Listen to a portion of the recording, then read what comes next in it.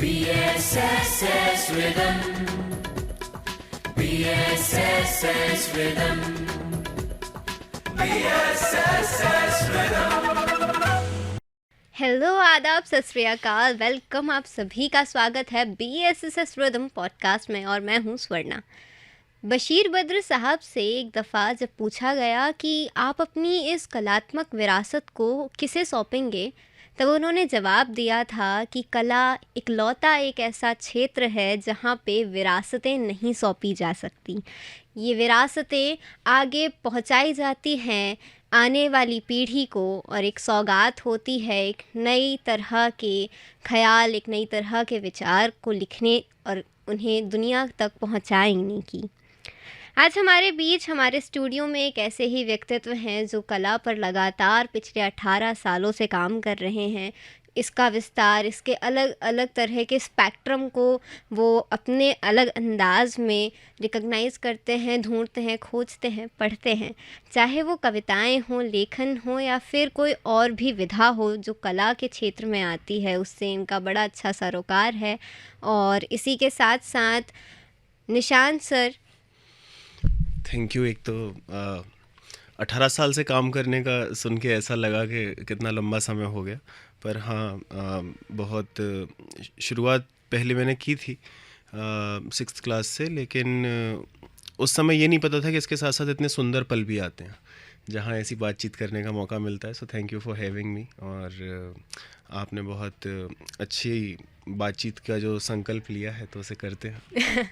ठीक है, तो संकल्प को आगे बढ़ाते हुए हम एक सवाल से शुरुआत करते हैं कि किस तरह से आपकी जो 18 सालों से आप लिख रहे हो, आपको कई अवार्ड्स मिले हैं, चाहे वो जिफलिफ में आपका जीतना हो, चाहे शंखनाद में आपका जीतना हो, आपका थिएटर से प्यार, उसमें आपका काम करना, कला के क्षेत्र में आप कई जगह घूमे करे, तो आपकी क्या किस तरह की जर्नी रही है? जर्नी बहुत सिंपल थी। मतलब दो अलग अलग चीज़ें हैं। मैं किताबें बचपन से पढ़ रहा था। जब से मैंने पढ़ना सीखा मैं किताबें पढ़ रहा था, तो मुझे कहानियाँ, कविताएं अच्छी लगती थी। लेकिन 6th में मुझे पनिशमेंट मिली हिंदी की क्लास में कविता लिखने की। वो एक सज़ा थी, और जब मैंने वो लिखी पनिशमेंट में कविता, तो मुझे लगा कि ये तो बड़ा अच्छा काम है, क्योंकि वो 6th में राइमिंग वाली कविताएं लिखते हैं। बिल्कुल। तो मैं उस तरह की कविताएं लिखता रहा। तो फॉर आई थिंक 6 से लेकर 10 तक तो मैं लिख रोज़ रहा था, मैं पढ़ भी रहा था, और थैंक्स टू माय टीचर्स मैं काफ़ी अच्छी चीज़ें पढ़ रहा था। बहुत छोटी एज में इंटरनेशनल लिटरेचर से मैं रूबरू हो गया था। लेकिन कला के क्षेत्र में जब ये समझ आया, जब मैं कोटा गया और काफ़ी समय अकेला रहा, तो मुझे ये समझ आया कि ये इकलौती एक ऐसी चीज़ है जिसके सच्चे मायनों में कुछ अर्थ हैं। और वो कविता ही नहीं, वो चित्रकारी हो या सिर्फ कोई इंसान का किसी इंसान को देखकर मुस्कुराना हो, वो भी दरअसल कला का ही हिस्सा है, वो संवेदनाओं का हिस्सा है। तो उस चीज़ ने मुझे इस बात पर फोकस करने के लिए प्रेरित किया कि मैं थोड़ा इसे और समझूं। और सबसे ज़्यादा मुझे लगता है कि कला में, अगर आसान भाषा में कहें, तो एक आनंद है, और उसका कोई सोशल ऑब्जेक्टिव ना भी हो, उसका कोई और बाहरी आयाम ना भी हो, तो भी जब आप रच रहे होते हो, कुछ भी रच रहे होते हो, तो you feel as if you are in another state of mind, और वो प्योर ब्लिस होता है। तो I think that kept me going, एक चीज़ से दूसरी चीज़, दूसरी से तीसरी, लेकिन उसमें लिखना मेरा मुझे लगता है मेरी रूट बना रहा, और धीमे धीमे मैं आगे बढ़ता गया। तो सर, आपको क्या लगता है जब एक इंसान लिख रहा होता है, आपने जिस तरीके से बताया कि वो किसी और मनोदशा में होता है, तो वो किस तरह की होती है? क्या वो कॉन्शियसली कुछ लिख रहा होता है, या फिर वो अपने सबकॉन्शियस से कुछ पुराने पलों को याद करके, किस तरीके से उसकी मनोदशा होती है? हाँ, एक तो सबका अपना अपना तरीका होता है, लेकिन एक तो कॉन्शियस और सबकॉन्शियस के बीच में ऑफ कोर्स हम बातचीत में फ़र्क कर पाते हैं, और फ़र्क है भी बहुत बड़ा। लेकिन अमूमन इंसान नहीं उस चीज़ को पकड़ पाता, कोई भी इंसान, कि कब वो कॉन्शियस पार्ट ज़्यादा काम कर रहा है, कब सबकॉन्शियस कर रहा है। रचने की जो स्थिति होती है, उसमें एक चीज़ ये ज़रूर होती है कि आपका जो मंकी माइंड जो इधर से उधर उचक रहा है, वो धीमे धीमे किसी चीज़ में कुछ समय के लिए लगता है, और जब अगर उससे कुछ सृजन भी होता है, तो वो अपने आप में एक वैलिडेशन भी देता है, आपको कंप्लीट फील कराता है। और दूसरा कारण ये भी है कि जैसे पिछले 2 शताब्दियों में, 3 शताब्दियों में, जब से भी इंडस्ट्रियलाइजेशन शुरू हुआ, तो मशीन आने की वजह से, फैक्ट्रीज़ आने की वजह से इंसान के काम बहुत स्पेसिफिक हो गए और उसका अपने काम से एक एलियनेशन हो गया। पहले के समय में अगर कोई व्यक्ति बढ़ई था, वो अगर चेयर बनाता था तो वो एक पूरी चेयर बनाता था, वो लकड़ी भी लाता था, वो उसे काटता था, फिर चेयर बनाता था। तो उसका उस पूरी प्रोसेस में वो इंडल्ज रहता था। अब जब आप पार्ट्स पर काम कर रहे होते हो कि आपको सिर्फ इतना काम करना है और आगे कर देना है, तो at the end of the day आपका जो अवचेतन है या चेतन जो भी मन है, वो दोनों ही संतुष्ट नहीं होते। और जब आप कला का काम कर रहे होते हैं तो नो मैटर कि आप प्रोफेशनली कर रहे हैं या आप बाथरूम सिंगर हैं, आई थिंक किसी बड़ी स्टेज, बड़ी कॉन्सर्ट में गाना, ऑल्दो वो गाना बहुत स्किल का काम है, लेकिन उसकी खुशी और एक व्यक्ति का खुद अपने रूम में गुनगुनाना, उनकी प्योरिटी और उनकी डिविनिटी एकदम सिमिलर है। तो वो एक चीज़ है कि वो जो स्टेट ऑफ माइंड होता है जहाँ आप कुछ समय के लिए अपने बाहरी दुनिया से थोड़ा कट ऑफ हो जाते हो, वो बहुत ज़रूरी होता है। हालांकि अब उससे कट ऑफ होकर आप किस दिशा में जा रहे हो, वो फिर एक अलग मेहनत होती है कि आप सच में सृजनात्मक सही तरीके से बने रहें, क्योंकि कई बार इमेजिनेशन गलत दिशा भी ले लेती है। बिल्कुल सही बात कही आपने। और आप ये जो प्रैक्टिकल वर्ल्ड है और एक जो इमेजिनरी वर्ल्ड है, एज निशांत खुद किस तरीके से इन दोनों के बीच के बैलेंस को क्रिएट करते हैं और वो लाइन को मेंटेन रखते हैं या फिर फ्लो में चले जाते हैं? हाँ, ये तो खैर बोलना ही झूठ होगा कि मैं मेंटेन कर पाता हूँ। बिल्कुल नहीं हो पाता। मेरे पूरे जीवन में मेरा कवि होना का कुछ ना कुछ इफ़ेक्ट पड़ता रहता है। लेकिन फिर भी बात ये भी समझने की है कि मैं उसे विषय के तौर पर देखता हूँ। जब हम किसी एक पर्टिकुलर विषय को पढ़ रहे होते हैं तो हम चीज़ों को उसके लेंस से देखते हैं। किसी घटना को अगर साइकोलॉजी के लेंस से देखेंगे तो फिर हम साइकोलॉजी के नियम में उसे देखेंगे। सेम चीज़ यहाँ काम करती है कि जो प्रैक्टिकल वर्ल्ड सो कॉल्ड है, जो लौकिक जीवन है, हमारे शास्त्रों में उसे लौकिक कहा है। तो लौकिक जीवन में फिर आप लोक के नियमों से ही चलेंगे। अब वो नियम आप अपने चुन सकते हैं कि आप किस तरह के लोक में रहना चाहते हैं। मैं ये चुनाव कर सकता हूँ कि जब पूरे दुनिया ब्रांड्स और मटेरियलिस्टिक चीज़ों के पीछे भाग रही है तो मैं नहीं भागना चाहता। लेकिन अगर मैं ये मान लूँ कि मैं लोक को त्याग दूंगा तो वो संभव नहीं है। तो खुद को बीच बीच में याद दिलाना पड़ता है, लेकिन फिर भी दरअसल मुश्किल प्रैक्टिकलिटी और इमेजिनरी से ज़्यादा ये है कि दुनिया इनसेंसिटिव बहुत है। हमारा जो पूरा समाज है, ना सिर्फ भारतीय समाज बल्कि पूरा वैश्विक समाज, वो इनसेंसिटिव बहुत है और उसके कारण है। लेकिन उसमें जो कलाकार है वो सेंसिटिव होगा, उसकी सेंसिटिविटी बढ़ी हुई होगी। तो उस वजह से क्या होता है कि वो इनसेंसिटिव और सेंसिटिव के बीच की जो जद्दोजहद है वो आपके भीतर पूरे समय चलती रहती है। लेकिन इसमें तेजी ग्रोवर जी एक बहुत बड़ी कवयित्री हैं, हिंदी की महान कवयित्री हैं। उनका ये कहना है, उनसे बातचीत के दौरान जब मैंने इस तरह का कोई सवाल पूछा तो उन्होंने कहा कि आप हमेशा कवि नहीं हो सकते, लेकिन कवि की तरह जीवन जीने का चुनाव कर सकते हैं। तो मैं एक नियम ये ज़रूर बना के रखता हूँ कि मैं जो भी काम कर रहा हूँ या मैं जिससे जैसा भी व्यवहार कर रहा हूँ, उसमें मेरी कोशिश ये रहती है कि एक कवि का चुनाव बना रहे, काव्यात्मकता बनी रहे। हालांकि उसमें भी मैं बहुत विफल होता रहता हूँ, पर कुछ इस तरह से कश्ती हिचकोले खाते हुए आगे जाती है। जहाँ हम लोग अक्सर स्कूलों में अपनी ABCD पढ़ते हैं, वहीं निशांत जी लोगों को कविताओं की बाराखड़ी, कहानियों के बारे में बताते हैं, उन्हें लिखने का तरीका, उनको साझा करने और उनको उनकी अदायगी का अंदाज़ सिखाते हैं। तो निशांत जी, ये आइडिया कैसे आया कि लोगों को कविताएं और कहानियां लिखना सिखाया जाना चाहिए? उसके दो कारण थे मेरे ख्याल से। एक तो शुरुआती ये था कि जो मैं कह रहा था, मैंने 6th में लिखना शुरू किया, तो 6 से लेके जो 2006 में था तब से लेके 2017 तक 11 साल में पब्लिक राइटिंग नहीं कर रहा था। कुछ बच्चों की मैगज़ीन में ज़रूर 1-2 बार कविता छपी होंगी, या स्कूल मैगज़ीन या लोकल न्यूज़पेपर, लेकिन मुझे पता भी नहीं था कि कोई पब्लिक संसार राइटिंग का होता है। मुझे एक लंबे वक्त तक ये लगता रहा कि राइटर बनने का मतलब होता है कि आप 40, 50, 60 साल साधना करते हैं और फिर जाके आप कभी राइटर बनते हैं। तो वो बड़ा अच्छा विश्वास मेरे काम आया कि मैं 11 साल खुद से ही सीखता रहा। मेरे दोस्त थे, मेरी प्रेमिकाएं थीं जिन्हें मैं लिख के देता था कविताएं, लेकिन उन लोगों के तो जो फीडबैक्स होते थे वो प्यार के ज़्यादा होते थे।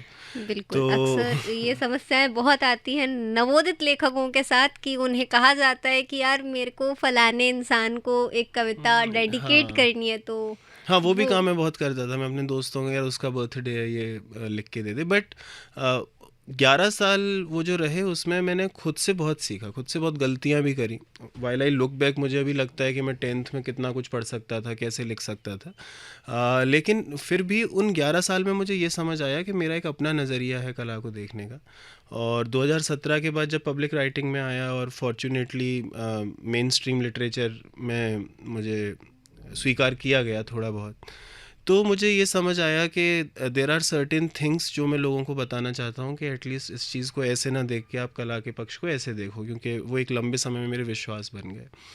और धीमे धीमे स्कूल्स कॉलेजेस में जब जाना शुरू हुआ तो मुझे ये समझ आया कि इस चीज़ को अब एक सिस्टमेटिक ढंग से बताने की ज़रूरत है, क्योंकि अन्य कलाओं में तो मेरा हस्तक्षेप उतना नहीं है, लेकिन साहित्य में बच्चे जब आते हैं या कोई भी नया इंसान आता है तो उसकी प्राइमरी जो थिंकिंग रहती है वो ज़रूर कुछ रचने की होती है। बिल्कुल। लेकिन जैसे ही वो फेम और सक्सेस और कंपटीशन वो कला को भी एमएनसी कल्चर बना देता है, तो उसकी वो जो शुरुआती जो कोमलता होती है वो गायब हो जाती है, और वो फिर उन पक्षों पर ज़्यादा सोचने लगता है, अपना समय बिताता है और बड़ी ईमानदार मेहनत करता है जिनके बारे में उसे ये नहीं पता होता कि ये पक्ष कला से उतने जुड़े हुए नहीं हैं। इनका काम आपकी कला को बेहतर ना करते हुए शायद आपके मार्केटिंग और ब्रांडिंग को बेहतर करना होगा। तो वर्कशॉप में मैं नियम, क्योंकि लिखना सिखाया नहीं जा सकता, लेकिन लिखना सीखने के नियम बताए जा सकते हैं कि आप कैसे सीखो। तो मैं वर्कशॉप में बोलता भी हूँ, मैं जितनी भी बातें बताता हूँ उनमें मेरा फर्म बिलीफ है, लेकिन मैं उसी के साथ साथ ये भी बोलता हूँ कि अगर आप इस बात से एग्री नहीं करते तो बाद में मुझसे या तो बात कीजिए या you can just refuse to agree to me, because the first rule of poetry is that you do not follow someone. आप अपने आप अपना रास्ता खुद बनाते हो और फिर एक धारा की तरह जाकर आप किसी नदी में मिल जाते हो। तो वो नेचुरली आप किसी परंपरा में चले जाते हैं, वो एक अलग बात है, लेकिन आपको साहित्य में, कला में किसी को फॉलो करने की खास ज़रूरत नहीं होती। तो उस तरह से वर्कशॉप का आइडिया आया कि ये बातें बता सकूं मैं। तो हम जब कविताएं लिखना आप सिखाते हैं और जो नए लोग आते हैं उनके बीच में जो मतभेद होता है कि यार ये स्ट्रक्चर की क्या ज़रूरत है, बिकॉज़ हमेशा ये होता है ना कि हम जब लिखना शुरू करते हैं हम बड़े जैसे हम ABCD लिखते हैं तो पहले एक डंडा खींचते हैं फिर दूसरा डंडा खींचते हैं, तो वो जो उलझन है स्ट्रक्चर और थॉट को एक साथ पुट करने की, वो उलझन कैसे आप दूर करते हैं या अच्छा, आपने अपनी उलझनें इनसे कैसे दूर की? ये तो अच्छा सवाल है, लेकिन इसको मैं थोड़ा समय लेके फिर बताता हूँ। दरअसल होता क्या है, पहली चीज़ तो ये है जो स्ट्रक्चर की बात है कविता लिखने में, जो मोटे मोटे तौर पर ये है कि आपकी पंक्तियाँ और शब्द किस तरह से अरेंज्ड हैं। वो बिखरे हुए हैं, कसे हुए हैं, या वो गज़ल के फॉर्म में है, या किसी भी तरह। स्ट्रक्चर की बात बहुत देर बाद आती है। उससे पहले ज़रूरी होता है कि व्यक्ति अपने भाव और अपने विचार मजबूत करे। स्ट्रक्चर के साथ दिक्कत ये है, मुझे आई अंडरस्टैंड कि लोगों में बड़ी बातें होती हैं कि स्ट्रक्चर होना चाहिए, ये होना चाहिए। मुझे लगता है स्ट्रक्चर होना चाहिए, लेकिन आप अपना स्ट्रक्चर खुद बनाते हो। तो हम इस पर एक सेशन करते हैं वर्कशॉप में, पूरा एक 90 मिनट का, जिसमें बात ये होती है कि स्ट्रक्चर ऐसा नहीं होता कि मेरी जो कविता लिखने का तरीका है वो तुम लिखने लगो, क्योंकि मेरा स्ट्रक्चर मुझे ये सही लगता है, वो मेरा तरीका है। लेकिन आपको ये पता होना चाहिए कि कविता में फॉर एग्ज़ाम्पल स्टेंजा क्या रोल प्ले करते हैं, आपकी लाइंस क्या रोल प्ले करती हैं, कॉमा का क्या काम है, और शब्द क्या करते हैं, ध्वनियाँ क्या करती हैं। जब आप उन्हें समझ जाते हैं, तो जैसा मैं अपने नए लोगों को बोलता हूँ कि जैसे इंस्टा पर जब हम फ़ोटो एडिट करते हैं, तो एक बार अगर हमें ये समझ आ जाए कि ब्राइटनेस से क्या होगा, कंट्रास्ट से क्या होगा, सैचुरेशन से क्या होगा, फिर हम अपनी चॉइस के हिसाब से करते हैं, और वो ज़्यादा बेहतर चीज़ है। कला में तो वो मेरे ख्याल से वही एक सही तरीका है, जहाँ स्ट्रक्चर के बारे में ये ना जानते हुए कि कौन से पॉपुलर स्ट्रक्चर हैं या कौन आपका उस्ताद कह रहा है कि ये तरीका ज़्यादा सही है, वो तरीका ज़्यादा सही है। आपको पता होना चाहिए कि आप जब एक कविता लिख रहे हैं तो आपके पास खेलने के लिए कौन कौन सी जगह है। और खेलने का मतलब, आप जैसे, अगर मैं उदाहरण देता हूँ ऑफ द हैंड, कि अगर कोई ऐसी कविता है कि राम नगर की डगर पर चल रहा है, तो अगर मैं उसे ऐसे लिख रहा हूँ, राम नगर की डगर पर चल रहा है, तो वो एक अलग तरह से सुनाई दे रहा है। नगर की डगर पर चल रहा है राम, चल रहा है नगर की डगर पर राम, इन सो मैनी परम्यूटेशन कॉम्बिनेशन। और फिर आप ये समझने की कोशिश करते हो कि म्यूज़िकलिटी सबसे ज़्यादा किस में आ रही है। आप जिस भी तरह का संगीत उसमें चाहते हो, वो संगीत कब आ रहा है। लेकिन दुविधा की बात यह है कि इस तरह की सोच रखना, कविताओं पे काम करना, वो थोड़ा सा इंस्टा और फेसबुक और उनके अलावा अपने निज कमरे में ये मेहनत होती है और एक लंबी साधना होती है।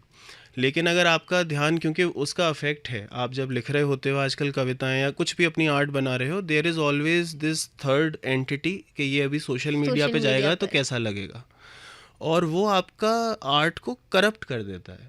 अब हो सकता है उसमें कुछ अच्छा निकल जाए, कुछ बुरा निकल जाए, but then you are putting it in the hands of something else. तो स्ट्रक्चर के मामले में मैं यही सिखाने की कोशिश करता हूँ कि भाई इनका काम ये है, जैसे लंबी जो पंक्तियाँ होंगी वो कविता को धीमा करती हैं, कविता के म्यूज़िक को। अगर कविता में जितनी छोटी पंक्ति होगी वो उसके बीट को फास्ट करती है। तो अब अगर मैं एक दर्दनाक कविता लिख रहा हूँ तो वहाँ मैं खुद से चुनना चाहूँगा कि मैं ओपेरा जैसा संगीत इसमें चाहता हूँ कि कुछ बहुत लंबा और दर्द भरा जैसा लगे, या मैं कुछ ऐसा चाहता हूँ कि हथौड़े की तरह पड़े और ये भयानक हो और ये मेटलिक म्यूज़िक जैसा हो। तो फिर मुझे शब्द उस हिसाब से चुनने पड़ेंगे, फिर मुझे उनकी ध्वनियों पर ध्यान देना होगा। तो वो सब स्ट्रक्चर में आता है। ये जो बातें हैं कि एक कविता इसी तरह से लिखी जानी चाहिए, वैसे तो जीवन में ही ऐसा कुछ नहीं होता, लेकिन कला में तो बिल्कुल ऐसा कुछ नहीं होता जो किसी तरह से होना चाहिए। There are no should in art और ऑट टू इन आर्ट। वो जिस तरह से व्यक्ति का मन करे वो कर सकता है, जब तक वो किसी हार्मफुल संदेश को ना दे रहा हो समाज को। जो आजकल देश में बहुत ऐसी आर्ट चल रही है तो वो तो हार्मफुल है ही। बिल्कुल जी, तो ये स्ट्रक्चर पर हम लोग बातचीत करते हैं। कला के क्षेत्र में एक बड़ा अहम मुद्दा आ जाता है पैसा। फेम वगैरह एक अलग बात हो जाती है, लेकिन कलाकार के लिए पैसा कमाना और वो एक बड़ा टैबू टाइप की चीज़ है। तो आप उस पे क्या सोचते हो कि कलाकार को क्या हमेशा फ़कीर बन के झोला लेकर ही घूमना चाहिए, या फिर उनके भी एक स्टैंडर्ड है, जैसे कमलेश्वर जी ने सेट किए, दुष्यंत कुमार की ज़िंदगी और उनका जीने का तरीका एक बहुत अलग चीज़ हो जाती है। तो किस तरीके से आप फाइनेंशियल एड्स को देखते हैं? एक तो पहले तो मैं ये बता दूं कि फाइनेंशियल चीज़ों पर तो मैं अथॉरिटी हूँ ही नहीं, क्योंकि मेरा अभी तक पैसे की मेरी समझ ही नहीं बन पाई है। मैं उस चीज़ को नहीं समझ पाया हूँ कि वो कितना विकराल रूप ले लेती है, कभी वो कितनी अच्छी लगती है। तो ऐसा नहीं है कि मैं बड़ा उस चीज़ को जानता हूँ, लेकिन बात फिर वही आ जाती है। मुझे नहीं लगता फ़कीर रहना चाहिए, सबके पास पैसा होना चाहिए और बहुत अच्छा हो कि कला में पैसा हो। लेकिन बात यही आती है कि आप अपनी कला से चाहते क्या हैं, एटलीस्ट उस बारे में खुद से ईमानदार होना चाहिए। आई एम नॉट सेइंग कि आप कला के नाम पर अपनी साधना में ही लगे रहें और आप किसी एक एक्सट्रीम बिंदु पर जाएं। हो सकता है वो किसी की चॉइस ना हो, लेकिन you can not have it both ways कि एक तरफ आपको पूरा लौकिक चीज़ों की चिंताएं हैं कि पैसा ज़रूरत तो है ही, लेकिन पैसा शौक़ भी है और पैसा एक तमन्ना भी है। तो अगर वो शौक़ और तमन्ना वाला भी दिमाग चल रहा है तो मुझे लगता है कि then you play with that thing. आप मार्केट में, if you are smart and if you have calibre, आप लिख कर, आप कंटेंट राइटिंग कर एडवर्टाइजमेंट में बहुत ज़्यादा पैसा मिलता है, वो सब कमा सकते हैं। लेकिन फिर उसके साथ आप ये भी फितूर ना पालें कि आप कोई बहुत बड़ी कविता या किसी भी कला के अन्वेषण या उसको खोजने में लगें। तो खुद के साथ जब हम ईमानदार होते हैं तो एटलीस्ट ये क्लैरिटी आ जाती है कि दिमाग में हिंसा नहीं चलती। वरना क्या होता है, जैसे मैं एक फ़नी बात बताता हूँ, मैं अनुवाद करता हूँ। तो एक तरफ मैं अन्य कहानियों के, जो अन्य भाषा की कहानियाँ हैं, कविताएं हैं, उनके अनुवाद करता हूँ, और दूसरी तरफ जब मुझे ज़रूरत होती है, काम आता है, तो मैं आटे के ब्रोशर के, दवाइयों की पैम्फलेट के इंग्लिश से हिंदी में अनुवाद, और उसमें मैं लिख रहा हूँ घुटनों में दर्द होता है, जोड़ ये हो जाएगा, वो हो जाएगा। और पर उस समय मुझे ये पता होना चाहिए कि कौन सी चीज़ मैं किसके लिए कर रहा हूँ। मैं, जैसे मेरी कविताएं धीमे धीमे बहुत गूढ़ होती जा रही हैं, या वो एक आम व्यक्ति की समझ से बाहर हैं, जो मेरी कमी है, वो आम व्यक्ति की कमी नहीं है। पर फिर मैं इसके साथ ये भी सोचूं कि नहीं यार, मैं कविता ऐसी ही लिखूंगा और मुझे इसके पैसे भी चाहिए, इससे पॉपुलैरिटी चाहिए, तो वहाँ आप बट जाते हो। अगर मुझे ये क्लैरिटी है कि हाँ अगर पैसा भी इससे कमाना है तो मैं उस तरह के भी काम करता हूँ जो कमर्शियल हैं, और दूसरी तरफ मैं लेकिन अपने जो 7-8 घंटे 10 घंटे बिताता हूँ उसमें मैं उस पार्ट को नहीं आने देता कि अब मैं दिमाग लगाऊं कि अब तो मैं इसी तरह का लिखा करूँगा, ट्रेंड क्या चल रहा है। तो 21वीं सदी की सबसे घातक चीज़ जो है वो ट्रेंड है, क्योंकि अब आप एक रीति को फॉलो कर रहे हैं जो आपके हाथ में नहीं है। तो उन सब चीज़ों को ध्यान में रख के करना चाहिए। Although I am again saying, because ये बाहर जाएगा और मेरे बहुत से दोस्त भी देखेंगे, I am not at all an authority on financial matters and mostly my close friends even tell me what to do about it. तो उस तरह का मेरा रिश्ता है खुद। जब हम रचनात्मकता, कलात्मकता, इन सब चीज़ों की बात करते हैं तो आज सोशल मीडिया वाकई में बहुत इम्पैक्टफुल होता है। जैसे निशांत जी ने बताया कि किस तरीके से वो क्रिएटिविटी को इम्पैक्ट भी करता है। तो अच्छा और बुरा दोनों, आपकी क्रिएटिविटी किस तरीके से इम्पैक्ट हुई है और आप खुद कैसे मैनेज करते हैं सोशल मीडिया पर रहते हुए भी खुद के ही कोकून में भी रह पाना? मेरे लिए एक तो ये बात सच है कि मैं इंस्टाग्राम या फेसबुक पर इसीलिए हूँ कि वो एक तरह की मजबूरी भी है कि अगर आप अपना काम दिखाना चाहते हैं। से अभी मैं फेसबुक से हट गया क्योंकि मैं थक गया था, बिल्कुल। पर वो एक आउटलेट होना चाहिए। और इनफैक्ट मैं इन पर आया भी अपने दोस्तों से शर्त हारने के कारण। मतलब वो उन्होंने शर्त में ये किया था कि अगर तू ये हारेगा, बेसिकली मैं जब जिफ्लिप जीता तो मेरे एक दोस्त ने बोला था कि तू जीतेगा, और मैंने कहा था मैं नहीं जीतूंगा। तो पर मैं जीत गया, तो शर्त ये थी अगर तू जीत गया तो तेरे को फिर सोशल मीडिया पर, इंस्टा पर आना पड़ेगा। तो मैं वो शर्त निभा रहा हूँ अपनी। तो लेकिन उसका पॉजिटिव एस्पेक्ट एज सच मुझे नहीं लगता, दूसरी चीज़ों में लगता है। जैसे चूँकि मैं राइटर हूँ तो आई डोंट थिंक सोशल मीडिया पे ऐसी कोई भी चीज़ है जो मेरे लिए हेल्पफुल है राइटिंग की। पर रील्स वगैरह के सहारे, क्योंकि वो आपके इंटरेस्ट के सहारे ही दिखाते हैं चीज़ें, तो मुझे कई बार कुछ कुछ ऐसी चीज़ें देखने मिलती हैं जो मैंने नहीं देखी होती। कोई ऐसा म्यूज़िक सुनने मिल जाता है जिसको मैं फिर और फाइंड आउट करता हूँ। But I don't think Insta और Facebook has helped in any case. They give fame.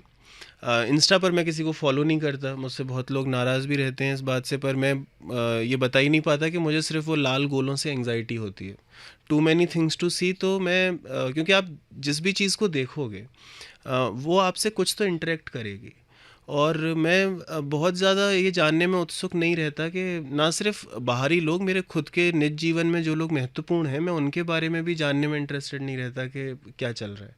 अगर वो बताते हैं तो मैं उस कॉन्वर्जेसन को फॉलो करता हूँ और मैं एडवाइस देता हूँ या लेता हूँ, but I have no interest in wanting to see कि और लोग क्या कर रहे हैं। तो उससे फ़ायदा ये मिलता है कि मैं अपने कोकून में रह पाता हूँ। यूट्यूब ज़रूर एक चीज़ है जो मुझे लगता है कि it is brilliant thing if used correctly.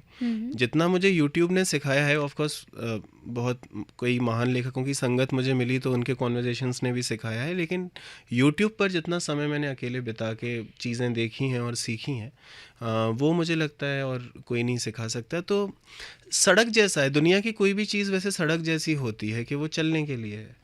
अब उस पर दुर्घटना हो रही है तो वो उस केस स्पेसिफिक बात है, अगर वो आपको आपके गंतव्य तक पहुंचा रही है तो it's also about how to use it. अभी मैंने जो स्कूल और कोचिंग शुरू किया तो उसके लिए ज़रूर मैं 1-2 महीने से समझ रहा हूँ कि कैसे एक्टिव रहा जाता है और क्या किया जाता है, और वो मैं धीमे धीमे सीख ही रहा हूँ। अपने बच्चों से भी पूछता रहता हूँ, स्टूडेंट से, कि और क्या करना चाहिए। बट फिर भी मुझे लगता है कि इंसान को इतना ज़्यादा कनेक्टेड होने की ज़रूरत नहीं थी। और क्योंकि आपने ये सवाल पूछा है तो मैं एक बात बता दूं जो बड़ी इम्पोर्टेंट है और लोग उस पर कम बात करते हैं। साइंस ने जो एक तकलीफ़ दी है, साइंस एंड टेक्नोलॉजी ने, वो ये दी है कि एक लंबे समय तक इंसान का जो एवोल्यूशन हो रहा था वो एवोल्यूशन बड़ा प्रकृति के साथ सिंक में था, बिल्कुल, एक लंबे समय तक। लेकिन जैसे ही इंडस्ट्रियलाइजेशन आया, और उससे पहले भी साइंस तो काम कर रहा था और बहुत महत्वपूर्ण चीज़ें दे रहा था, लेकिन धीमे धीमे इस पागलपन की वजह से ये हुआ है कि जिस तरह की चीज़ों को डील करने के लिए हम ऑक्यूपाई, मतलब हम we don't have it in our self कि हम उन चीज़ों से डील कर पाएँ, हम उन चीज़ों में फंस गए हैं। तो जैसे आज से 200 साल पहले, 250 साल पहले इंसान की दुनिया बड़ी छोटी होती थी, लेकिन ग्लोबलाइजेशन के नाम पर और धीमे धीमे दुनिया बड़ी होने के नाम पर आज ये स्थिति बन गई है कि शायद आप रात में अपने कमरे में अकेले हैं पर कहीं दूर की कोई खबर आपको विचलित कर देगी. And it's good to have knowledge, but to have knowledge of everything is not necessary.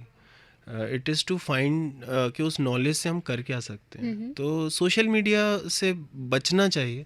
वो बहुत बुरी तरह, जो हमारी बातचीत पहले भी हो रही थी जॉन एलिया की जैसे, बिल्कुल। तो जॉन एलिया के साथ भी यही है कि जॉन एलिया जी जो करते थे वो अपनी तरह के एक थे, और उनमें एक शख्स के तौर पर बुराइयां होंगी, अच्छाइयां होंगी.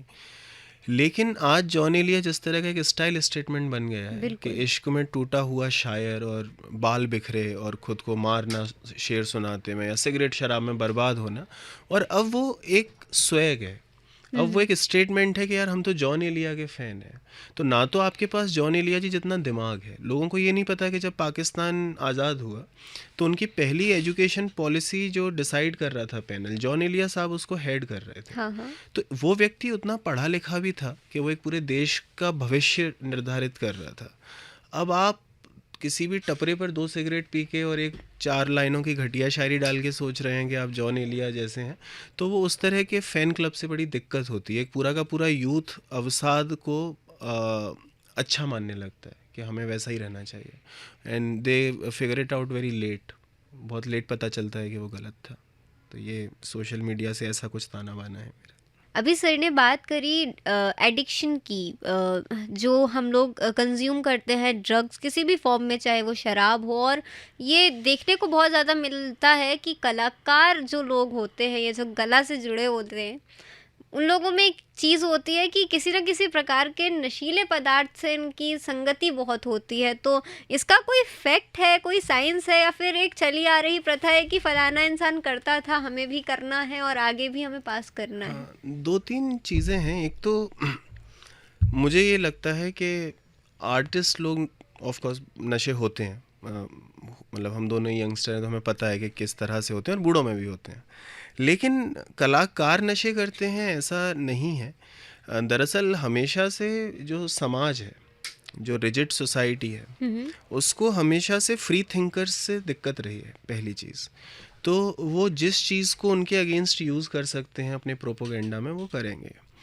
तो होता क्या है कि चूंकि नशे सब करते हैं, लेकिन कलाकार से उस चीज़ को समाज ने अटैच कर दिया है कि आप अगर शराब पिएंगे, मतलब अगर आप कलाकार बनेंगे तो आप नशे करेंगे. दूसरी चीज़ ये है, मुझे लगता है कि बच्चे जब शुरुआत में उस उम्र में आते हैं, यंगस्टर्स आते हैं, तो वैसे तो नशे अब एक बड़ी समस्या है ही, बिल्कुल. लेकिन फिर भी artist are more flexible in their thinking, and they take chances, they like to take chances. तो जब उस तरह का व्यक्ति जब उन चीज़ों को अपने आगे देखता है, तो नो मैटर उसे कितनी बार बताया गया कि ये बुरी चीज़ है, वो उसे ट्राई करना चाहता है. जैसे वो कविता के नए फॉर्म ट्राई करना चाहता है, वो उसे ट्राई करना चाहता है. उसमें भी लोगों की अपनी चॉइस रहती है. तो दरअसल मुझे ये लगता है कि नशे से मॉरल कंपास हटा देना चाहिए.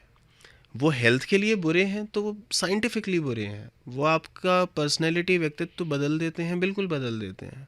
पर कोई व्यक्ति शराब पी रहा है और कोई व्यक्ति नहीं पी रहा, इससे उनके अच्छे बुरे का कोई निर्धारण नहीं होता. हो सकता है जो नहीं पी रहा है वो उसके ऑर्डर पर 100-200 फैक्ट्री मजदूरों को प्रताड़ित किया जा रहा हो, और हो सकता है जो पी रहा है वो रात में शायद कुत्तों को देख के आंसू आ रहे हों उसके प्यार में. तो मॉरल कंपास नशे से हटा देना चाहिए. और दूसरा ये है कि it is because of escape. मैं वही बात कर रहा था कि अभी हमारा समाज और हमारी पीढ़ी, खासकर पिछली 4-5 और अभी की आने वाली 4-5, वो बिल्कुल ही ख़राब ज़मीन पर है, उनके पास कुछ है नहीं. तो जब उन्हें कोई दिशा नहीं मिलती, हम एक दिशाहीन समाज हैं, तो दिशाहीन समाज में नशे हमेशा बढ़ते जाते हैं. तो उस तरह से कलाकारों में नशा होता है, पर वो हर जगह होता है, और उसको मुझे लगता है it's one's own choice, and nobody can tell anyone के करना चाहिए या नहीं करना चाहिए.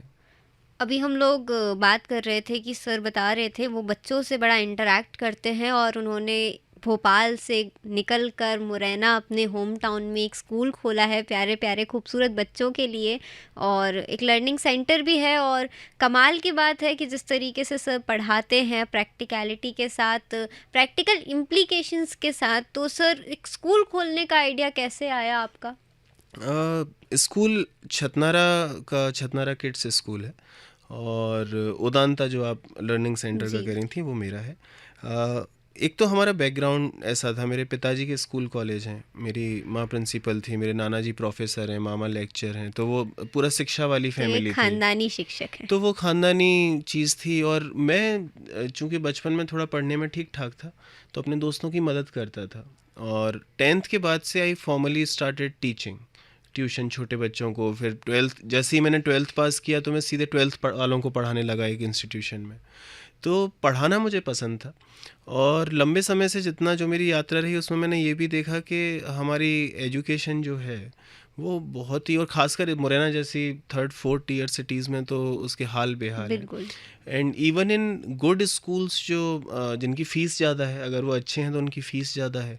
और कई बार फ़ीस ज़्यादा भी है तो भी वो अच्छे नहीं हैं, क्योंकि वो कितना भी इंफ्रास्ट्रक्चर। हाँ कितना भी इंफ्रास्ट्रक्चर हो, लेकिन वो एजुकेशन में ये नहीं बता पा रहे कि बच्चे होलसम कैसे बने। तो हम लोगों का ये आइडिया था कि अभी हम एक प्राइमरी स्कूल शुरू करते हैं जहाँ नर्सरी से लेके 4th तक के बच्चों को पढ़ाएंगे, क्योंकि उनको डीकंडीशन करना ज़्यादा आसान है। और कन्वेंशनल सब्जेक्ट्स के अलावा आर्ट और कल्चर पर फोकस करेंगे। लेकिन सबसे ज़्यादा ज़रूरी बात ये थी कि उन बच्चों में हम कोशिश करेंगे कि वो जो बच्चे हमारे यहाँ से पढ़ें वो एक पर्सनैलिटी के तौर पर तो पूरे हों ही, होलसम हो, लेकिन उसके साथ साथ उनके अंदर प्रेजुडिसेस कम से कम हो। तो अभी हम लोग एक प्रेयर भी लिख रहे हैं, हमारी टीम एक पूरी प्रेयर बना रही है जो हमारे स्कूल में बच्चे बोला करेंगे। और उसमें हमने वो सारी चीज़ें ऐड करी हैं कि महिलाएं और पुरुषों में कोई अंतर नहीं है, कोई भी व्यक्ति कुछ भी हो सकता है, सबके सपने अच्छे होते हैं। तो उन तरह की वैल्यूज़ को इम्प्लीमेंट करने के लिए अभी मैं मुरैना चला गया हूँ, तो होपफुली अब कुछ साल वही करूँगा। सुकून भी देता है, जो हम पसंद करते हैं वो काम हमें अगर करने को मिल जाए, और इसी अगर श्रृंखला में देखें कि जो काम पसंद है वो करने को मिल जाए, तो आजकल लोग बहुत ज़्यादा डाइवर्ट हैं अदर देन मैथ्स और साइंस सब्जेक्ट से। तो उसको आप किस तरीके से देखते हैं कि उसका एक तो सबसे बड़ा कारण ये है, 2 कारण हैं। पहला तो ये कि 10-20 साल से मैथ और साइंस और बायो लेने पर पेरेंट्स ने इतना प्रेशर बना रखा है, तो जब किसी चीज़ की ज़्यादा वकालत होती है तो कभी कभी उससे वैसे ही एक डिटेस्ट हो जाता है कि पसंद नहीं है। दूसरा, हमारे यहाँ सब्जेक्ट्स पढ़ाए जाते हैं पर सब्जेक्ट्स के पीछे की फ़िलॉसफी बच्चों को नहीं समझाई जाती। जैसे मैंने मैथ्स लिया और मैंने इंजीनियरिंग की, लेकिन मुझे इंजीनियरिंग के बाद जब मैं सोशियोलॉजी पढ़ चुका था, साइकोलॉजी पढ़ चुका था, फ़िलॉसफी पढ़ चुका था, उसके बाद कहीं जाकर मैं उन जगहों पर पहुंचा, उन किताबों पर पहुंचा जहां मुझे मैथ पहली बार समझ आया कि ये है क्या, 1 2 क्या है और 3 क्या है। और उसने एक ऐसी चीज़ शुरू करी कि मैंने फिर 2-3 साल बचपन से मैथ दोबारा पढ़ा, उसे समझना चाहा। तो मुझे लगता है कि मैथ्स, बायो, साइंस, इन चीज़ों में, या even in any subject for that matter, teachers बच्चों का इंटरेस्ट जगा नहीं पाते। और मेरी कोशिश ये रहती है कि रादर देन ये पढ़ें या वो पढ़ें, वो जो भी पढ़ना चाहते हैं उसका फिर वो उत्कृष्ट स्तर पढ़ें और उन्हें पता चले कि ये चीज़ कैसे शुरू हुई। अगर मैथ पढ़ रहे हैं तो उनको ये पता हो कि गिनतियाँ शुरू क्यों हुई, पहली बार नंबर्स कब आए, नंबर्स का क्या इफ़ेक्ट है, तो फिर उसको एक्स वाई जेड और सिग्मा बीटा बुरे नहीं लगेंगे। लेकिन उसको अगर बोला जाए कि प्रश्नावली 6.1 खोलिए और शुरू के 10 क्वेश्चन करके लाओ, तो बच्चे समझ नहीं पाते कि हम ये कर क्यों रहे हैं। कोई 50 रुपये में 2 किलो केले बेचता है तो 100 में कितने बेचेगा, बच्चे को लगता है मैं क्यों बताऊँ। और उसके बाद वो उम्र भर वो 100 वो रुपए ट्रॉमा और उन्हें 50 रुपए का ट्रॉमा लिए घूमते रहते हैं। तो उस तरह से we are a traumatised generation, तो वो धीमे धीमे जाएगा होपफुली। अक्सर ऐसा होता है कि हम कोई सपना देख रहे होते हैं और उससे इतना ज़्यादा प्रभावित हो जाते हैं कि कुछ रचनात्मक निकल आता है। तो आपके साथ ऐसी कोई घटना? मेरे साथ, मुझे ना स्लीप पैरालिसिस का इशू है। तो स्लीप पैरालिसिस में कई बार ऐसा होता है कि सबके साथ अपने अपने एक्सपीरियंस होते हैं, पर आपकी बॉडी फ्रीज हो जाती है और आपकी आँख खुल जाती है। तो आपका जो सपना होता है वो बेसिकली सामने प्रोजेक्ट होने लगता है। तो अगर आपके सपने में पक्षी थे तो वो आपके कमरे में दिखेंगे। क्या आपको नहीं लगता ये आपके लिए बड़ा प्लस पॉइंट हो जाता है कभी? नहीं, ये होता तो बहुत हॉरिबल है, पर हाँ, जैसा मुझे पढ़ने वालों को पता भी है कि मैं डार्क लिखता हूँ। हाँ। तो उस तरह से हेल्प मिलता है कि I have seen some horrible things in my dreams, और वो उस समय डरावना होता है, बट पता नहीं, मतलब मुझे ये कहने में तो ऐसा लग रहा है जैसे मैं उस चीज़ को प्रमोट कर रहा हूँ, पर कई बार मुझे बहुत इंटरेस्टिंग चीज़ें दिखी हैं, तो उसका आपको प्रभाव तो पड़ता है। क्या होता है, आपकी जो रचना होती है वो कैसे भी आपकी स्मृति, आपके स्वप्न, आपकी कल्पना और आपके यथार्थ से आती है। जो अनुभव होते हैं, इन 4 दरवाज़ों से ही कुछ रचा जा सकता है। तो कभी उसमें याद काम आ जाती है, कभी उसमें स्वप्न काम आ जाता है, और स्लीप पैरालिसिस में तो वो भयानक काम आता है। तो मैंने एक पूरी स्टोरी लिखी थी, जो एक पर्टिकुलर सपना जो मुझे बहुत रिकरिंग स्लीप पैरालिसिस में आता है, वो है हॉरर टाइप की, लेकिन मैंने पूरा वो सपना ही एज इट इज़ कहानी के तौर पर लिखा है। तो वो तो मैं करता रहता हूँ। That is my only way to deal with things, कि जिन चीज़ों से मुझे सबसे ज़्यादा दिक्कत होती है, मैं उन्हें लिखने की कोशिश करता हूँ कि समहाउ वो कविता में आ जाएं। तो मुझे लगता है कि जैसे मैंने उन्हें दफन कर दिया, उनकी जैसे कब्र के ऊपर फूल खिलते हैं, तो वैसी कोशिश रहती है। किस तरह की चीज़ें आपके जीवन पे इम्पैक्ट करती है एज निशांत? अगर हम राइटर, टीचर, ये सब चीज़ों को हटा दें तो क्या वो कोई सामाजिक, राजनीतिक चीज़ें हैं या कोई व्यक्तित्व है जो प्रभावित करता है? कई सारी चीज़ें हैं। वो शिव कुमार बटालवी साहब ने ही शायद कहा था कि हर इंटेलेक्चुअल एक धीमी मौत मर रहा है। तो I am not saying that I am intellectual, but anyone who is aware has 1000 deaths to die every day. तो मेरे जीवन में तो ये होता है कि वो कुछ भी हो सकता है, जहाँ भी कुछ ऐसी चीज़ हो रही होती है, जो चाहे वो ठंड में ठठुरते पिल्ले हों या वो पूरे के पूरे अंतर्राष्ट्रीय स्तर की कोई चीज़ हो, तो जैसे सबको फ़र्क पड़ता है वो मुझे भी पड़ता है। लेकिन मुझे I hate to see humans जिस तरह से इंसान होते जा रहे हैं, और जितने उनके कारण मैं समझ पाया हूँ, बाकी लोग समझ पाए हैं। तो मुझे बस ये लगता है, मैं लोगों को बात करते देखता हूँ, लड़ते झगड़ते देखता हूँ, कई बार दोस्तों को साथ में बैठ के बड़े सटल तरीके से अपनी अपनी सुनाते हुए देखता हूँ। Thank God I have some really nice people around me, but that's how it goes. तो मुझे बस ये लगता है, मैं उसके पीछे की वजह समझता हूँ कि हम सब कैसे कंडीशन हुए हैं। तो मुझे वो सब देख के बड़ा दुख होता है। मतलब वो मेरा जीवन का दुख है। मेरी एक कविता है कि जिसकी आखिरी लाइन है, बड़ी लंबी सी कविता है, लेकिन उसकी आखिरी लाइन है कि मैं सच कह रहा हूँ, हम बहुत दूर निकल आए हैं।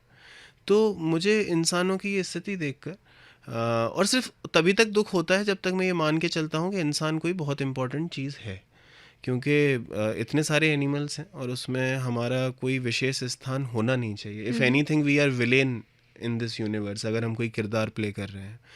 तो मुझे लगता है कि धीमे धीमे लोग इससे बचें, लोग ऑनलाइन शॉपिंग पर पागल ना हों, लोग थोड़ा सा सच में पर्यावरण का ध्यान रख लें, खुद का ध्यान रख लें, रिश्तों का ध्यान रख लें। पर वो एक यूटोपियन ड्रीम है, वो होगा भी नहीं। पर फिर आप रोज़ उस चीज़ से 2-4 होते रहते हो। और एक और चीज़ जो मुझे लगता है, I am a very apologetic kind of male. मुझे, क्योंकि मैं सिविल ब्रांच से इंजीनियरिंग की है, और मैं मोरेना से आता हूँ, हाईली टेस्टोस्टेरोन चार्ज्ड एटमॉस्फेयर। तो मुझे ये लगता है कि आदमी का इंसान बनना बहुत मुश्किल चीज़ है और बहुत ज़रूरी चीज़ है। तो औरतों के साथ या अन्य जेंडर्स के साथ जो सिस्टमेटिक वायलेंस हुआ है, और वो सिस्टमेटिक वायलेंस जैसे हर मर्द के अंदर रचा बसा हुआ है, वो मुझे बहुत परेशान करता है। मैं धीमे धीमे गलतियां करते करते और बहुत नेक दिल महिलाओं से मिलते मिलते, उनसे सीखते सीखते धीमे धीमे बनने की कोशिश कर रहा हूँ। बट मुझे लगता है कि each boy should be taught how to behave with women in other gender. तो वो ज़रूर मुझे दिन भर ही परेशान करती है वो चीज़। चलते चलते ये भी बता दीजिए हमारे नए नवोदित लेखकों को क्या पढ़ना चाहिए, क्या लिखना चाहिए, क्योंकि अचानक से ही बाढ़ आ गई है पढ़ने वालों की। तो वो जो चीज़ है, आप उससे कैसे ओवरकम करते हैं, और हमारे सुनने वालों के लिए क्या एडवाइस आप देना चाहेंगे? पढ़िए खूब सारा। पढ़ने में मुझे लगता है कि ध्यान ही नहीं देना चाहिए कि हम क्या पढ़ रहे हैं, वो बहुत बाद में आता है। मतलब एटलीस्ट मैंने जब पढ़ना शुरू किया था तो मैं सब कुछ पढ़ रहा था, और सब कुछ से मेरा मतलब सिर्फ चेखव और कोई बड़ा बड़ा नाम नहीं। मैं मेरी सहेली वनिता, क्योंकि वो घर में महिलाओं, चाचियों, मौसियों की रहती थी, जब कुछ नहीं होता था तो वो पढ़ रहा होता था, न्यूज़पेपर पढ़ रहा होता था, ब्रोशर्स पढ़ रहा होता था, बिकॉज मैं बस ये देख रहा होता था कि ये इन्फॉर्मेशन क्या क्या है और क्या मज़ा आ रहा है, और सत्य कथा, दंत कथा। लेकिन जब आप एक लंबे समय तक पढ़ लेते हो तब आप ये समझ पाते हो कि अब मैं किस तरह का पढ़ना चाहता हूँ. But there are already so many grades in each language in each time. तो ऑलरेडी हमारा बहुत सारा पढ़ना हमारे लिए रखा हुआ है. तो हमें अच्छी किताब पढ़नी चाहिए. अब आजकल जो नई वाली हिंदी के नाम पर किताबें आती हैं, पॉप कल्चर वाली किताबें हैं, उन्हें भी पढ़ लेना चाहिए. लेकिन उन्हें पढ़ते समय ये देखना चाहिए कि इसमें कहाँ थोड़ा बहुत चमत्कार उत्पन्न हुआ जो अच्छे साहित्य में होना चाहिए. कोई किताब अच्छी चल रही है, इस वजह से वो अच्छा लेखक है या उसे फॉलो करने योग्य है, वो नहीं करना चाहिए. क्योंकि एक इम्पैक्ट बहुत होता है. आप जिस तरह की चीज़ें पढ़ते हैं आप उसी स्तर का लेखन करने की ख्वाहिश खुद से रखते हैं. तो आप अगर अल्ताफ़ राजा वाली शायरियों से खुश हैं, जो कि कमाल शायरियाँ हैं मज़े देने के लिए, लेकिन उसके बाद आप सोचेंगे आप गुलजार साहब जैसा लिख लेंगे, वो नहीं हो पाएगा. तो पढ़ना चाहिए. और सबसे इम्पोर्टेंट बात, सिर्फ फिक्शन नहीं पढ़ना चाहिए. हिस्ट्री, सोशियोलॉजी, जितने ह्यूमैनिटीज़ के सब्जेक्ट हैं, जितना ज़्यादा हम अन्य स्ट्रीम्स में आवाजाही करेंगे उतना बेहतर होगा. और जितना ज़्यादा हम अन्य कलाओं को समझेंगे. कला एक होती ही नहीं है, वो एक स्पेक्ट्रम है. हाँ. तो आपको जितनी डांस की समझ बनेगी, आप जितना सुंदर नृत्य देखने के अभ्यस्त होंगे, तो आप अपनी कविता में उतने अच्छे दृश्य डालने के अभ्यस्त होंगे. आपको संगीत अच्छा सुनना पड़ेगा. जब आप पूरी दुनिया का म्यूज़िक सुनेंगे तो आप ये समझ पाएंगे कि किस तरह की आवाज़ें कौन से इमोशंस जगाती हैं. तो वो पूरी आवाजाही, मतलब मुझे ये लगता है कि जो भी इंसान, इंक्लूडिंग माई सेल्फ, अगर ये मानता है कि उसने 15-20 साल भी लग के पढ़ लिया और तो उसने कुछ बहुत बड़ा पढ़ लिया, वो बिल्कुल ऐसी बात नहीं है. तो मैं भी फ़ोटो डालता हूँ बुक्स के, मैं इसीलिए डालता हूँ कि मुझसे लोग पूछते रहते हैं कि कौन सी पढ़ें, तो मुझे लगता है वो पढ़ लेंगे. पर अगर मैं ये मान के चलूँ कि मुझे किताब इसीलिए ख़त्म करनी है कि जल्दी से डाल दूँ, लोगों को ये तो लगे कि जनवरी में 7 किताबें पढ़ी, तो वो फिर अगेन आप उसी MNC कल्चर, अप्रेजल चाहिए आपको प्रमोशन चाहिए, उससे बचना चाहिए. मेरा आखिरी बात मैं बस ये कहना चाहता हूँ, कला खुद के साथ जीवंत महसूस करने का ज़रिया है. उसमें कुछ रच जाए वो बाई प्रोडक्ट है. उसमें आपको फेम मिल जाए वो बेइंतहा बाई प्रोडक्ट है और वो बाई चांस होता है. और इन चीज़ों के पीछे नहीं भागना चाहिए कि फेम कैसे मिलेगी या नहीं. क्योंकि मैं अपने बारे में ये जानता हूँ कि मैं 2006 से 2017 तक रोज़ लिख पढ़ रहा था और मेरे कोई अरमान नहीं थे कि मुझे किसी कंपटीशन, मुझे पता भी नहीं था कि कोई कंपटीशन होता है. जिफलिफ में भी मेरी एक बहुत अच्छी साथी थी सौम्या, उन्होंने ज़बरदस्ती भिजवाई मेरी कविता और ये सब होता चला गया. नेक्स्ट थिंग आई नो कि मुझे रस्किन बॉन्ड सर के साथ बैठने का मौका मिल रहा है या जावेद अख्तर साहब से मिलने का मौका मिल रहा है. तो मेरा ये विश्वास बहुत पुख्ता है कि मुझे आज भी कुछ ऐसा करने की ज़रूरत नहीं है कि मैं किसी चीज़ को चेज़ करूं. Every day is a blessing. पर आपको अपना काम बस करते रहना चाहिए. सर झुका के कला में अपनी साधना करनी होती है, रियाज करना होता है. तो रियाज करना ज़रूरी है. तो ये थे निशांत उपाध्याय, एक टीचर, एक लेखक और कलाविद.